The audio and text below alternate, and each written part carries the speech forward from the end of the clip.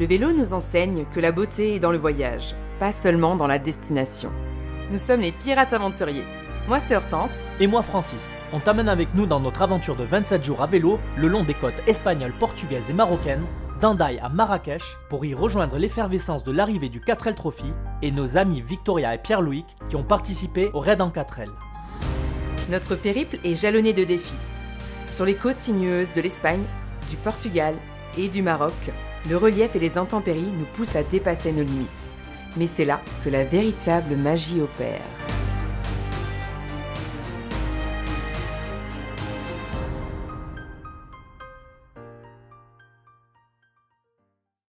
Bon, là comme tu peux voir, on est en pleine phase de préparation, on est en train de faire les vélos. Donc celui-là, c'est celui de la pirate aventurière, elle est en train de finaliser, c'est pour ça que c'est le bordel. Le mien, il est là, il est prêt. Comme pour tous nos départs en expédition, il nous semble important de savoir combien de kilos on va se trimballer. 115,8, donc sachant que je pèse 80, je me suis pesé tout à l'heure, bah, ça fait 35 kilos, et encore les gourdes là, elles sont vides. 37 kilos de vélo. Bon, maintenant on va peser celui de la pirate aventurière, on va voir. Malgré une répartition du poids à son avantage, son vélo aussi n'est pas si léger que ça. Ah, pas mal quand même, hein.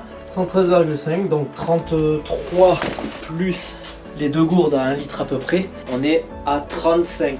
Je voulais surtout faire un truc, c'est la pesée avant départ. Je pense qu'on va perdre pas mal de calories avec ce qu'on va faire là. Je me pèse donc aujourd'hui et on fera le point dans un mois. Donc là, on obtient 80 kg 3. Donc on se retrouve d'ici un mois avec 4 ou 5 kg en moins. Allez, c'est parti pour la suite.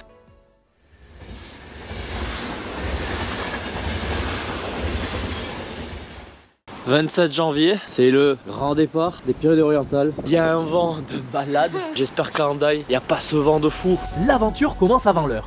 Les phases de déplacement jusqu'au point de départ sont aussi une vraie galère à prendre en compte. Il y a bien des wagons pour les vélos, mais il n'est pas prévu pour des vélos encombrés de pochettes volumineuses. Il faut donc compter sur la souplesse des agents de la SNCF pour nous faciliter la tâche. Certains ont été formidables, d'autres, plus jeunes, bien plus stricts, nous ont enlevé les privilèges donnés par leurs précédents collègues. C'est comment les débuts là? Dur. On est où? Hendaye. Allez, c'est parti, on va traverser la frontière espagnole là dans les 10-15 minutes qui suivent. Direct, on est en Espagne, c'est parti. Bon, pour ceux qui ont suivi mon trek Dunkerque-Hendaye, j'étais arrivé ici, c'était l'arrivée, exactement ce panneau. J'avais terminé en soulevant le vélo. Là, on reprend un raid dès le début, il est chargé. Ça va pas être aussi joli que la dernière fois, je pense. Et maintenant, on va se diriger vers l'Espagne. C'est officiellement le début du trek à partir de ce panneau.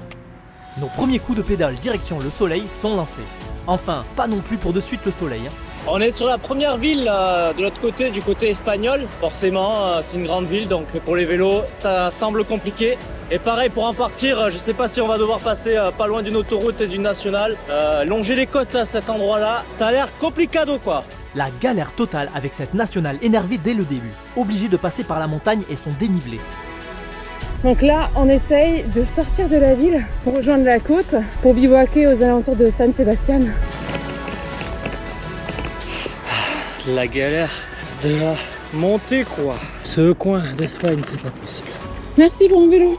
Qui a dit qu'en hiver il faisait froid là? Là, c'est sûr, on n'a pas froid. Donc là, on vient de se prendre une montée. On essaye d'éviter l'autoroute par tous les moyens. Pour le coup, on n'avait pas le choix, donc on a chaud là. Premier kilomètre pas évident, surtout avec cette météo. On fait un petit bilan à chaud, ou à froid plutôt, je sais pas trop là. Quel temps fou on perd, hein? C'est le premier jour là. On a dû passer en abus de pluie là, mais on a fait juste 14 bornes. La ville là, à traverser, c'est encore un enfer. Il y a les rails de train, il y a une autoroute, il y a une nationale, il y a tout en même temps. Impossible de traverser ça facilement. Bon, on se casse de là, on est marre. C'est la difficulté des premiers jours d'expédition. Ce voyage primaire, souvent en train ou en bus, nous contraint à commencer à tirer la distance tard dans l'après-midi. Difficile dans ces conditions d'atteindre un gros chiffre sur le compteur en fin de journée. Considérons cette journée comme un bonus. J'ai peur de glisser sur le marbre. 18h passées. Nous sommes à San Sebastián. On a fait que 20 bornes, c'est pas glorieux. C'est compliqué hein, avec cette ville. Et là, il est déjà tard quoi. 18h15. On peut pas se permettre de sortir de la ville pour trouver un bivouac. Donc malheureusement on va devoir s'orienter sur un hôtel ou un hébergement, un Airbnb, je sais pas. Ça fait chier parce que moi j'attendais que ça fait un moment que j'ai envie de camper là. Bah y a pas le choix. Autant que ce soit une nuit où il pleut. Donc on va dire que c'est un mal pour un bien. La traversée des villes, le relief montagneux, la météo capricieuse et le mois de janvier qui raccourcit les journées. Les premières difficultés qui se dressent devant nous sont à la hauteur de l'aventure qui nous attend. Mais nous sommes prêts à affronter les éléments, à dompter les montagnes et à braver les rues des villes. Car nous savons qu'il faut oser défier l'incertitude et persévérer dans l'adversité. Oh purée, trop luxueux pour nous ça. Ah, regarde, c'est un truc de grand-père et de grand-mère ici. Là aussi, il y a un mannequin de grand-père et de grand-mère. Et une maison de vieux. C'est une maison de retraite. Direction la chambre avec les vélos tout trempés. Je t'explique juste après comment on s'est débrouillé pour monter tout ça, ni vu ni connu. N'importe quoi.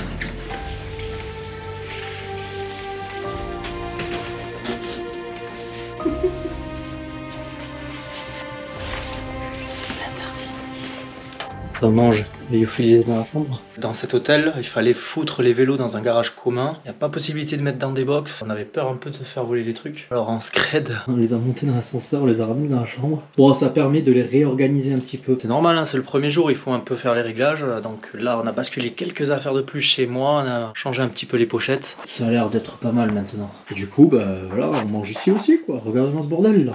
Lyophilisé dans la chambre. La cuisine, elle est là.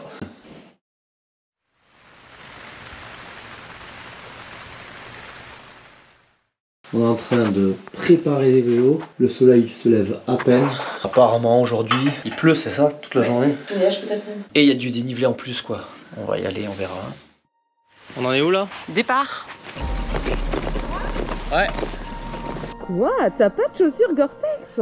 C'est quoi comme sachet? Les sachets des pots de phoque. Et voilà, on repart de San Sebastian. Direction un peu avant Bilbao, qui fait 120 bornes. On est sous la pluie. Mais bon, il faut quand même avancer, n'est-ce pas? On enchaîne les côtes, on doit pousser le vélo. C'est des côtes, je pense là. Je pense qu'on est à combien de pourcents, Francis? Oh, c'est même pas marqué. Ouais, on pousse le vélo là. On arrive bientôt tout en haut de la colline. Ouh! Ah ben je sais bien que là, ils doivent nous prendre pour des fous. Ils vont dire qu'est-ce qu'ils font ici, les gars, quoi. C'est par là? C'est par où que je dois aller? Mais. Excusez-moi, c'est par là Marrakech? Parce que ça y ressemble pas trop là, non? Voilà. Oh, c'était galère là. Comme ça tout le long. Je pense qu'on a ça tout le nord de l'Espagne. Bah je sais pas, c'est ce qu'avait dit le mec, il y a des montagnes tout le long. Enfin une descente. Prends aussi la pente ou prendre des petites routes. Je croise énormément de gens qui marchent, donc je pense qu'on a bien fait de monter par ici. Mais par contre, il y a à nouveau de la pente. Nous faisons notre première rencontre qui s'intéresse à notre périple. Y aquí siempre se dice ¡hostia! Como ¡oh my god! Ok. Aquí siempre ¡hostia! Ok. Bueno, buen viaje. Bye bye. Ciao. Ça ne s'arrêtera donc jamais. Encore des montées de dingue. La chaîne des Pyrénées ne s'arrête donc jamais. La mer! La mer! Qu'est-ce que tu fais? T'as vu ta dégaine? Et t'as vu ma dégaine? C'est de toute beauté. C'est maintenant l'heure du repas de midi. C'est un lieu public? Sûr. On nous autorise à prendre le repas devant une réunion pour l'écologie. Moi j'ai eu tartiflette. Toi t'as eu quoi? Je peux pas le dire trop fort. Une paella! Oh putain! L'offense en Espagne. Bon bah c'est reparti hein. Malheureusement, on repart de nouveau sous la pluie.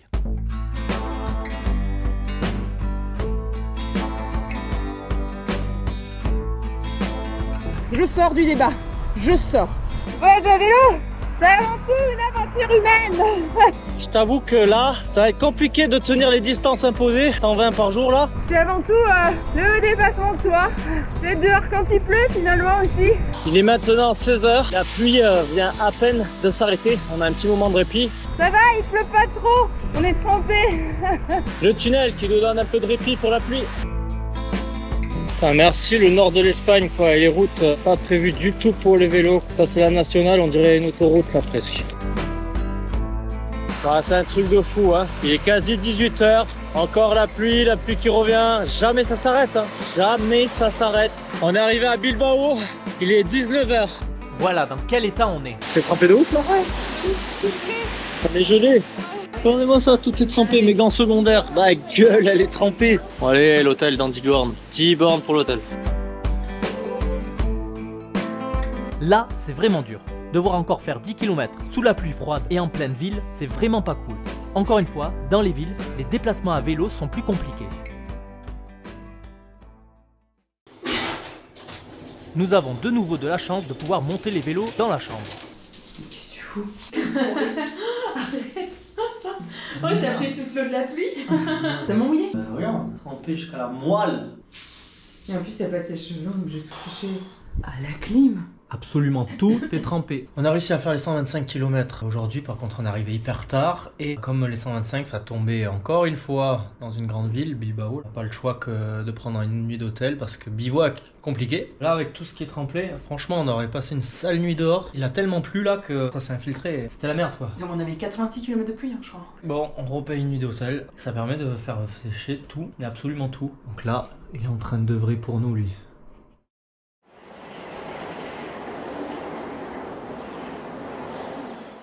Tu manges quoi de bon? Bon, je dirais pas bon, mais...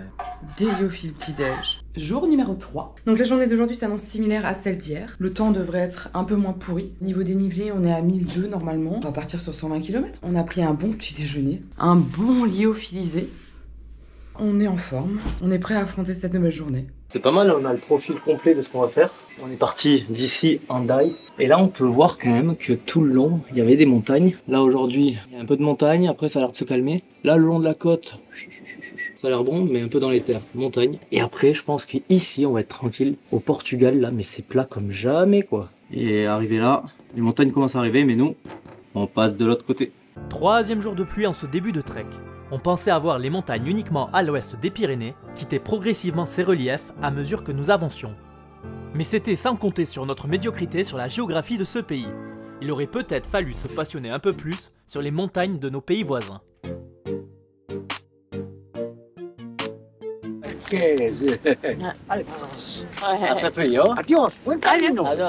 On commence à longer la plage, c'est vraiment cool. Repas du midi, pas changé, déophilisé, les goûts sont différents. En revanche, je crois qu'elles sont toutes périmées. Hein. Depuis le début, c'est ça, 2021, 2020. On va voir si on bat le record. 2020, on est en 2023. Chef Francis. Oh là là là là. Hop là, on s'y croit déjà. Si je prends des déophilisés au hasard à chaque fois, Et la royale. Oh là là là là. la paella. Tu fais quoi là? Tu fais la vaisselle? Enfin, le soleil arrête de faire son timide. Ça me permet de sortir le drone pour la première fois.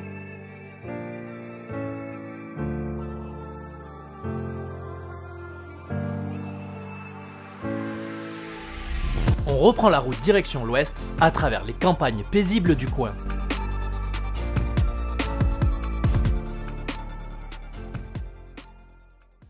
Le soleil a fait son grand retour. C'est pas froid quoi. Et voilà, on a enlevé les Gore-Tex. À travers le doux rythme des pédales, nous avons le temps de contempler la nature dans toute sa splendeur. Les paysages se dévoilent lentement, chaque détail prend vie, des majestueuses montagnes en passant par les forêts denses aux vastes plaines. Attends-moi. Donc là, on est à 34 km. Notre point où on souhaite arriver. On a changé d'option pour gagner 150 en D+, pour pas avoir les fers. J'avoue que ce matin, moi j'étais ultra dans le mal avec tout ce dénivelé positif. Sur 50 bornes, on a pris 750 en D+, c'était hard. On a en visuel Santander, on la voit au loin sur notre droite. C'est une trop grosse ville, hein, donc on essaie d'esquiver. Et on a encore à peu près 25 bornes pour être bien quoi. Le problème c'est qu'on va arriver de nuit par là-bas et il fait froid quoi, il y a de la neige sur les sommets. Donc à partir de demain, la météo est meilleure, les affaires seront plus trempées et on pourra envisager de bivouaquer par la suite. Nous ne le savions pas encore, mais on était loin d'avoir terminé notre route à ce moment. Il est 19h passé, on a fait 110 bornes à peu près, un peu plus. Alors, on est toujours en train de rouler. Comme je dis, c'est à chaque fois compliqué dans les grandes villes là comme ça, ou les abords des grandes villes, de trouver ce qu'il faut. Pour résumer un peu la journée d'aujourd'hui, ce matin c'était très montagneux quand même. Hein. Sur 50 km, on a pris 900 D+. Tous ceux qui avaient un doute que l'Espagne était un pays plat, non, ce n'est pas plat, on a la preuve. Pour rappel, nos sacoches pèsent 35 et 37 kg, donc c'est un peu lourd quand même à transporter. Mais c'était quand même génial, là on a les cuisses on fire, on a mis de la crème, on va passer une bonne nuit de sommeil, et du coup on continue demain.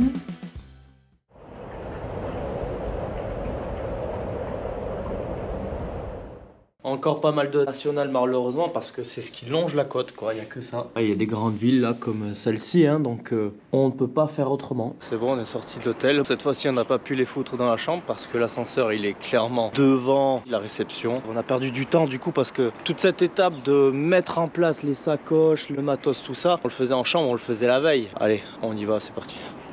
Un petit rituel commence à se mettre en place tous les matins. Jour numéro 4, ben, il faut faire les étirements quoi. Hein, c'est quoi ça là-bas? C'est quoi cet animal?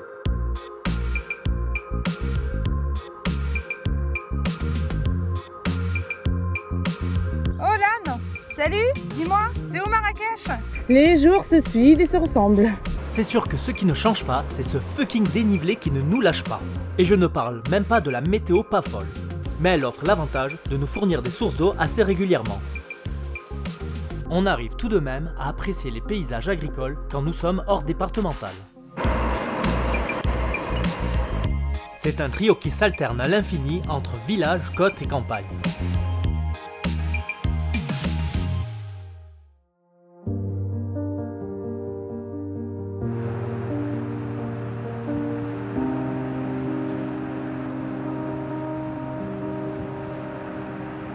Bah alors, encore la même merde à bouffer tous les midis ou quoi? Même tartiflette. Tartiflette.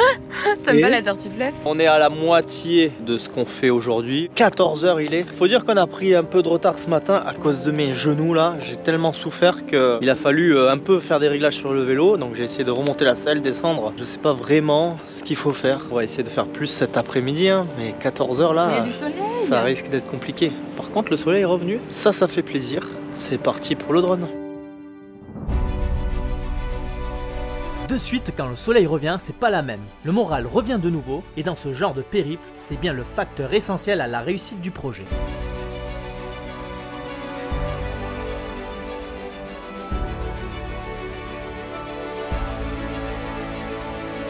Ça nous permet de mieux apprécier les belles choses. Monuments et paysages s'offrent désormais à nous sous une belle lumière. C'est vraiment magnifique. Vraiment, cette partie-là, ça nous réserve de belles surprises. Nous sommes dans le parc naturel de Oyambre.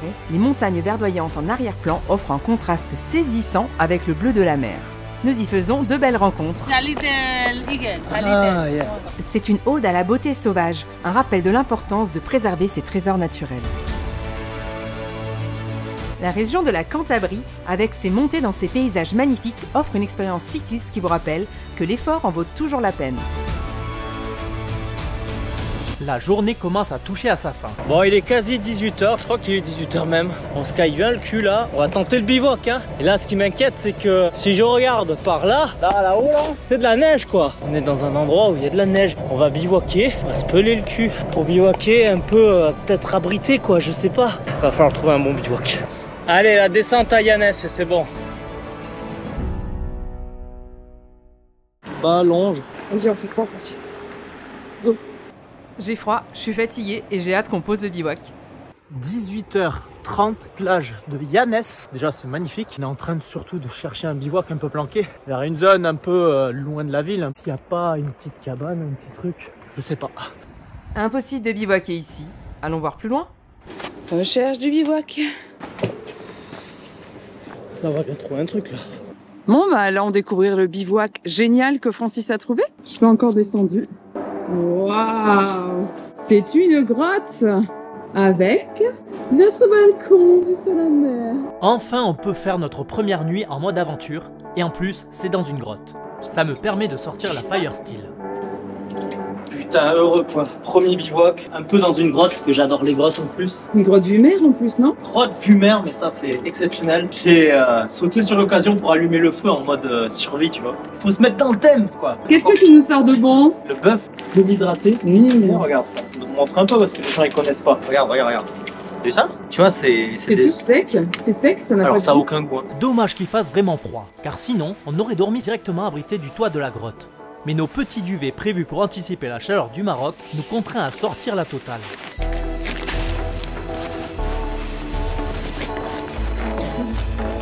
Et voilà, tout est prêt. Et on est prêt à manger. C'est parti pour le dîner du soir. Le bivouac qui est monté, la tente elle est là. On peut dire qu'on est sur un bivouac de qualité. Il peut pleuvoir, on est abrité. Rocher tout au-dessus, on y verra mieux demain. Eh ben on va manger parce qu'il est déjà tard. premier bivouac de ce grand trek, direction Marrakech quoi. Bah on a fait moins de bornes que hier et avant-hier. On a fait 90 bornes et on a fait juste 100 mètres de dénivelé en moins qu'hier. Du coup c'était quand même une grosse journée en dénivelé. On a fait un petit détour de la nationale pour aller un peu plus dans les terres, pour voir un parc national, c'était trop beau d'ailleurs. Pas de regret pour le détour qu'on a fait, c'était magnifique. Mais voilà, ça fait du dénivelé. Donc on est ici à moins de 100 bornes. On a fait aujourd'hui 97, c'est ça? 97, ouais. Il fait 5 degrés dehors, mais on a de quoi. Franchement, là, on est bien. Mais il fait plutôt bon ouais, dans la tente. Allez, bonne nuit et à demain, on essaie de faire plus que 100.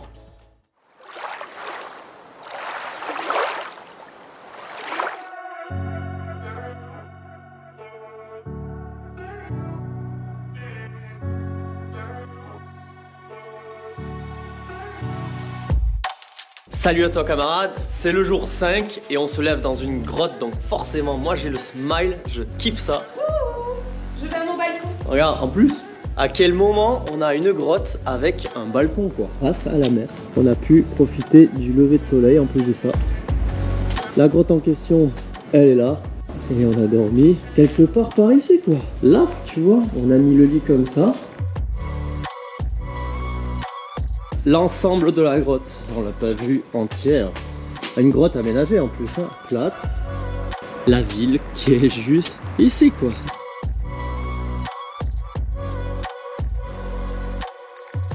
Levés aux premières lueurs de l'aube, nous admirons le soleil se lever majestueusement à l'horizon de l'océan, teintant le ciel de nuances d'orange, de rose et de pourpre. C'est l'heure de partir. Avant de partir, regarde ça.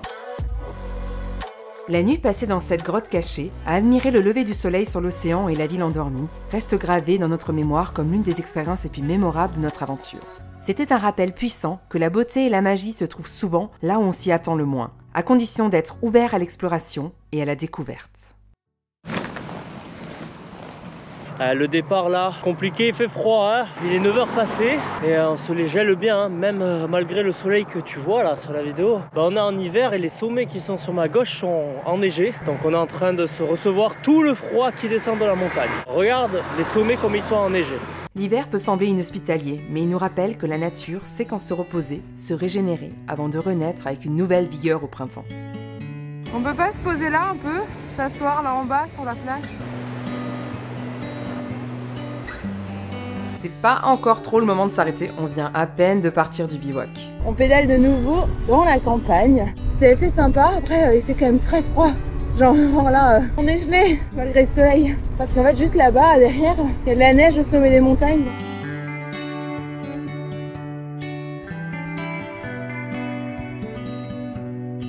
On a trouvé une belle nationale qui longe l'eau. Franchement, c'est génial, c'est trop beau. Mais par contre, on se les pèle à l'ombre. Oh là là. Oui, l'hiver alors qu'il y a du soleil. C'est n'importe quoi, c'est ça Marrakech.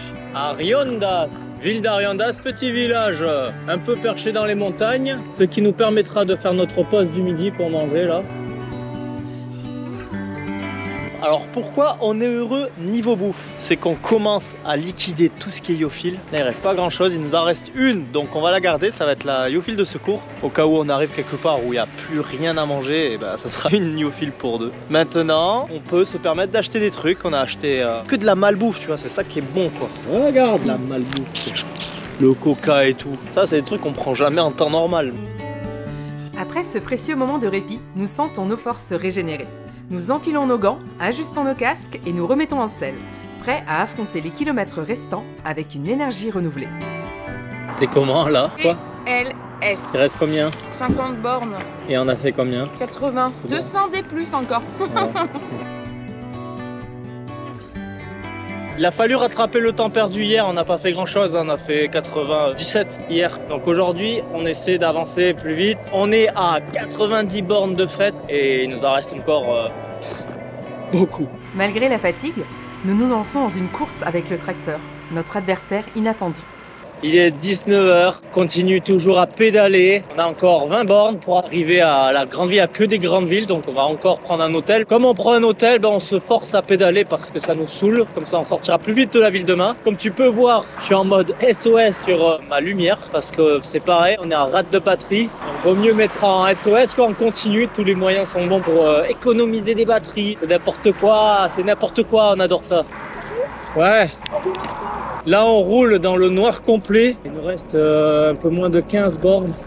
Pédaler la nuit, c'est voir et être vu, mais c'est aussi une exploration de l'inconnu.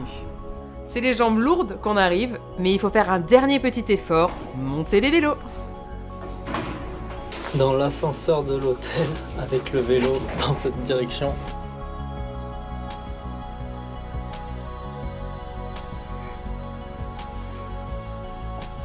Et donc voilà, comme à notre habitude, on cuisine dans la salle de bain. Arrivé à l'hôtel, après 135 km. Aujourd'hui, c'était la journée du froid. Franchement, on a eu froid tout le temps. Pas évident de choisir comment s'habiller parce que quand tu te mettais juste une couche, même légère, t'avais de suite chaud et quand tu l'as enlevé, tu te gelais. Donc il fallait choisir un moment. J'ai choisi de me geler, je préfère parce que si tu transpires après, bah, quand tu descends cette transpiration, ça te fait ultra froid. T'as ressenti comment la journée là? C'était en mode manger. Dans notre salon, salle à manger, cuisine, garage à vélo. Un peu le bordel, hein, mais bon. Tu as aimé ces 500 premiers kilomètres? Dis-le nous en commentaire. Reste connecté, abonne-toi si c'est pas déjà fait et n'oublie pas de cliquer sur le pouce bleu. Dans la prochaine vidéo, entre le froid glacial, problèmes mécaniques à résoudre et des défis à relever, une chose est sûre, le nord de l'Espagne ne nous épargnera pas. Mais au milieu de tout ça, nous te réservons des panoramas à couper le souffle, une exploration urbaine des plus fascinantes et l'un de nos plus beaux bivouacs à ce jour. C'était les Pirates Aventuriers, à la prochaine camarades. Cette aventure t'a plu? Aventurier, c'est bien plus qu'une passion, c'est notre métier. Tu peux soutenir notre travail à partir d'1 € sur la plateforme Tipeee. Ton soutien nous permet de continuer à partager nos explorations et à inspirer le monde. Rejoins-nous sur Tipeee pour explorer et oser exister différemment.